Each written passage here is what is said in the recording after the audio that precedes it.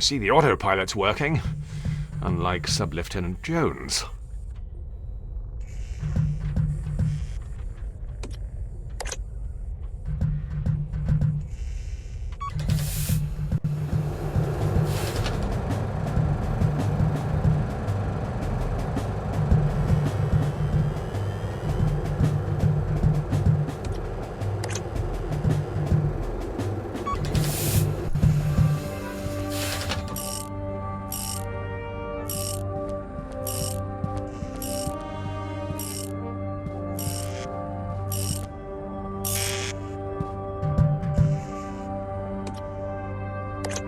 If I do that, I'll have to go on a course. Sub-Lieutenant Jones! Aye, boyo? What is it you're tinkering with there, Jones? That isn't our reconnaissance rover you're disassembling, is it? Well, but, funny story. While you were downstairs attending to that very complicated, laborious task, flicking that switch on and off, I've been running a variety of pre-mission calibration tests on the Beagle 2-2. I presume that's why the floor's covered with bits of toy Hot Wheels track. Firstly, the fact that this modular vehicular pathway simulation system happens to be mass-produced and branded as a children's toy is irrelevant. And secondly, yes. That's all well and good, Sub-Lieutenant Jones. However, if I recall correctly, we were specifically advised that the Beagle 2-2 tended to function significantly better when its complicated array of electronics and mechanical components were positioned inside its aluminium housing. Look, I just have to make a few minor repairs. During a centrifugal force resistance simulation, the rover proved exceedingly resistant. So it flew off the loop bit. That would be a valid interpretation of events, yes. Sounds like I'm going to be required to go on some kind of scavenger hunt. What do you need? To get the rover going again? For the time being, that's all I feel I'm obligated to offer, yes. I think the rigorous nature of the, test may have burned out the main motor. I see. So, I'll have to find something to create some sort of electromagnet that'll revolve when a current is passed through it. I'll have to fashion a pulley system of sorts to drive power to the wheels. Something with a taut elastic band should do the trick, like an alluring undergarment. Now, if I was to remove the elastic... Alternatively, but you could just always grab me a spare. We've got a cupboard full of them.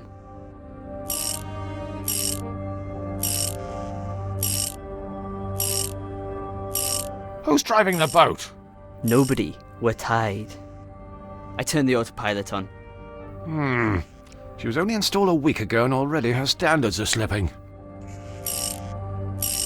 I don't suppose you noticed anything out of the ordinary earlier when I was performing that emergency systems reset procedure.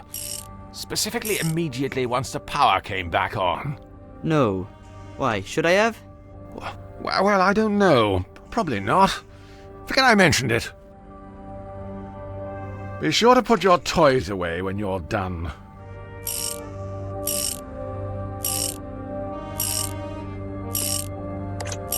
Let it not be said I don't give you anything, Sub-Lieutenant Jones. An unhealthy reliance on migraine medication already proves that, but...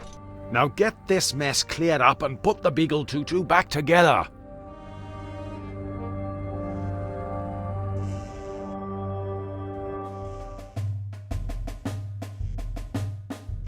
For the last time, the left stick moves it forward and back. The right stick turns it left and right. By Jove, it works! In 600,000 yards, your destination will be on the right. You've reached your destination. Sub-Lieutenant Jones, we've arrived! The new world! Quickly, break open a container of property of ER2 flags and prepare a landing party! As much as I'd love to jump onto the surface and soak up the radioactive atmosphere of this uncharted, most likely fatally hazardous planet, I think it may be an idea to send the Beagle 2-2 down first, just to get a feel for the place. I've considered your suggestion, Sub-Lieutenant Jones, and have made the executive decision to send the Beagle 2-2 down for a quick recce, prior to making our own triumphant descent. The extra time will allow us to properly consider which 19th century member of the aristocracy to name this place after. Launching probe.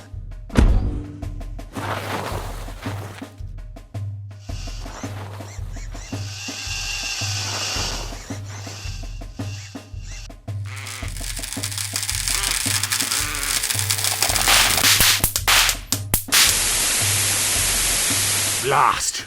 The motor was a dud. Probably made by a Brummie or someone else from the north. I wouldn't say Birmingham's in the north. Anywhere above Enfield's north as far as I'm concerned, Sub-Lieutenant Jones. Well, we'll have to go down and salvage the rover. It'll look very embarrassing if we lose another one of these. Set us down.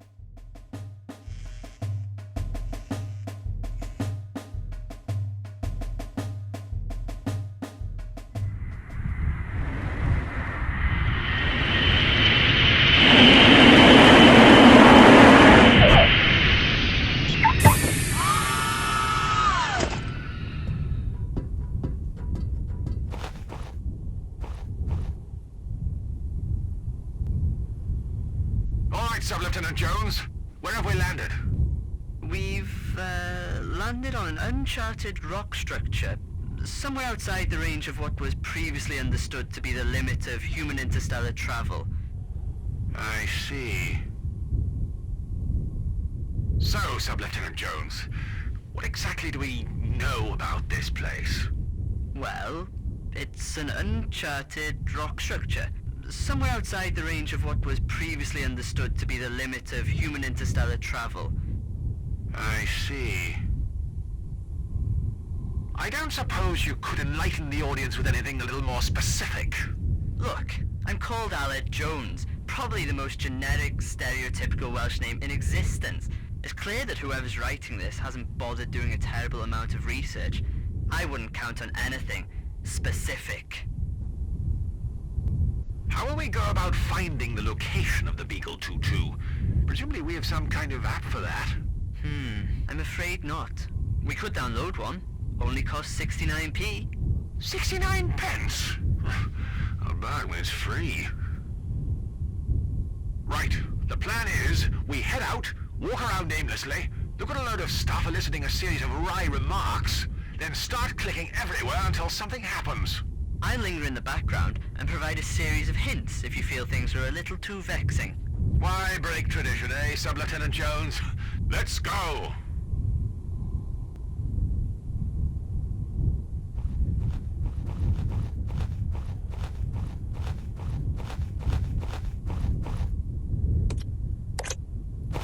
No doubt filled with epic loot, as they say on the YouTubes.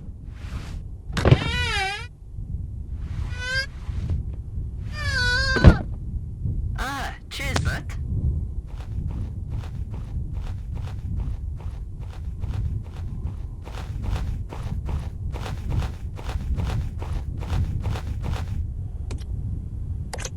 If I do that, I'll have to go on a course. Look, boyo, over there. Where? By that rock. Would it trouble you immensely to use another point of reference, Sub-Lieutenant Jones? Fine, boyo. By that gorilla. Good grief! That's the second biggest monkey I've ever seen. I think he's holding the Beagle 2-2. Put that down, you damn dirty ape! Come on, Sub-Lieutenant Jones. Let's get after him.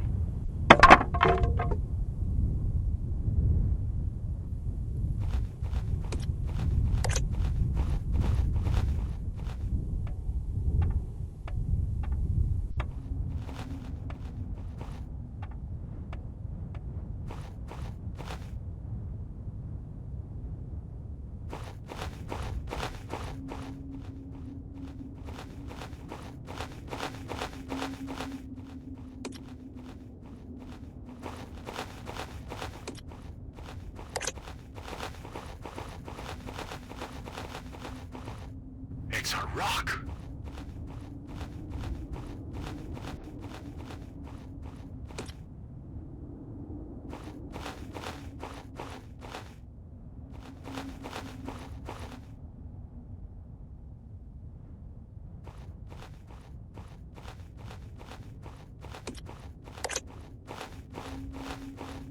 It's another rock.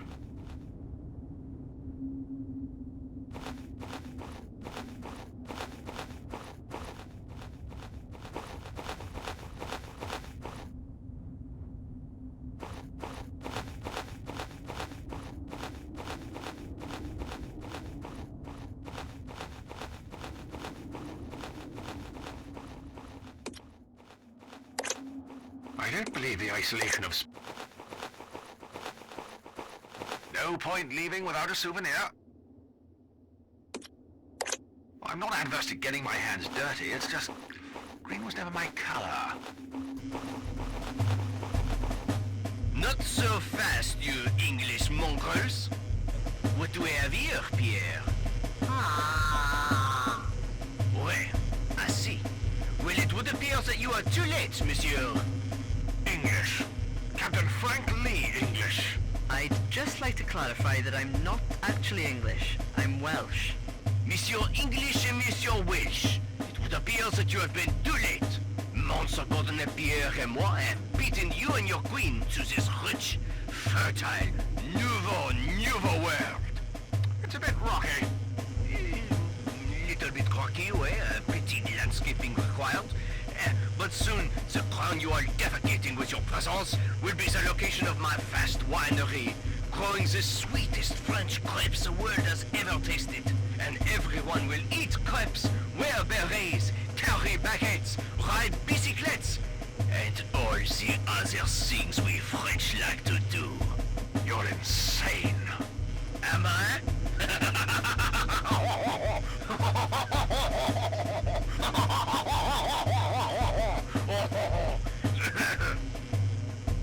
And how are you going to stop me?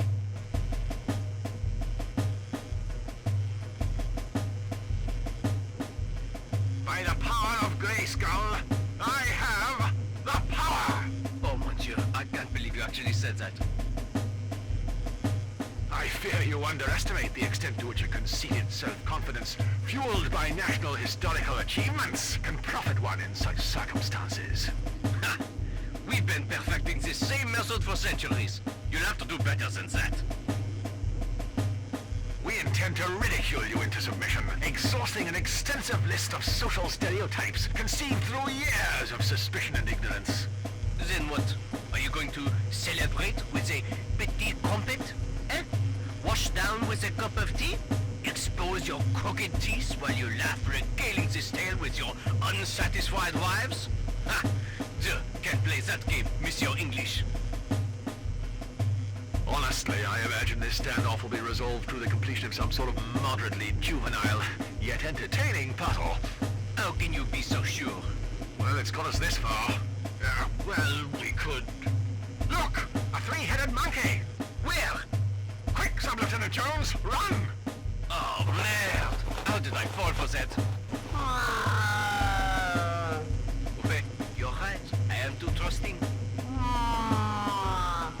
Pardonnez-moi, I'm a sucker for the blue eyes. What now, boyo? Well, before we can legitimately lay claim to this new world, we need to remove their flag and hoist ours in its place. Why? Didn't they teach you history at school, Sub-Lieutenant Jones? That's just how these things work.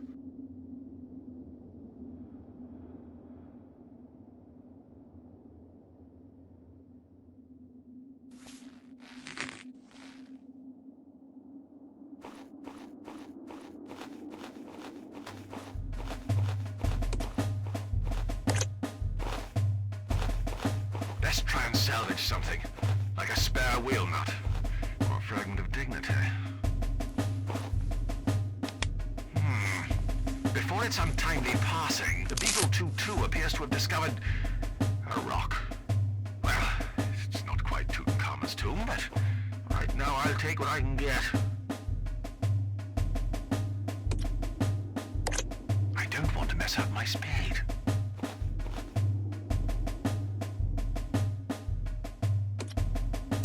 I can't use these two together.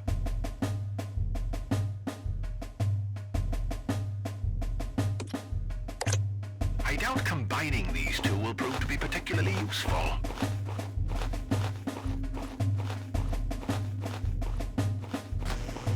Stop! One step closer and I'll have you made into pâté.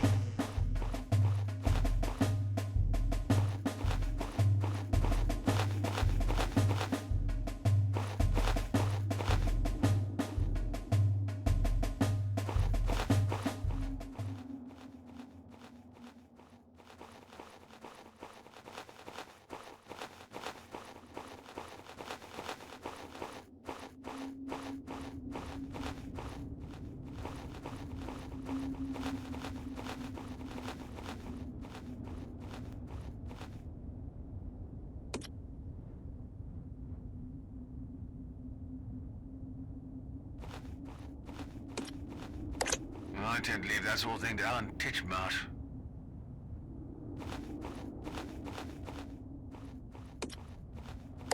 I don't want to mess up my spade.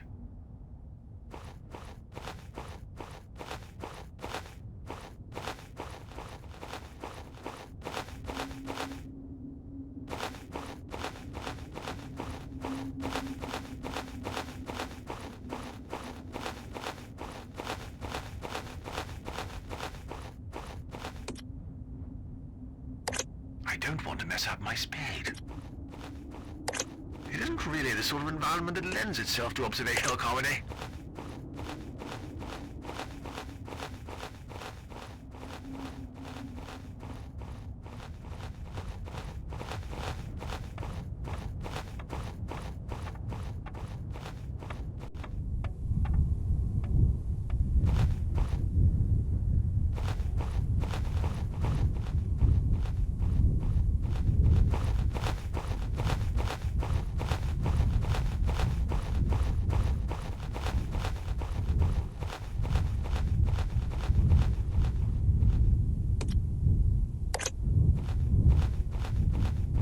A lot of rocks.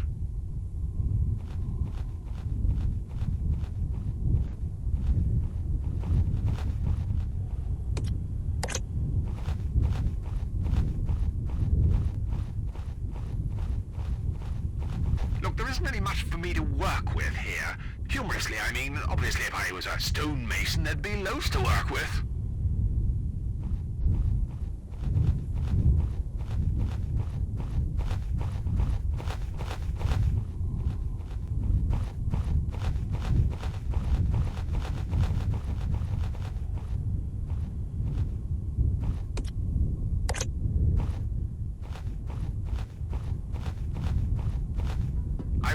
Sub-Lieutenant Jones. Amuse yourself until I get back. I'll try and recollect the last couple of hours.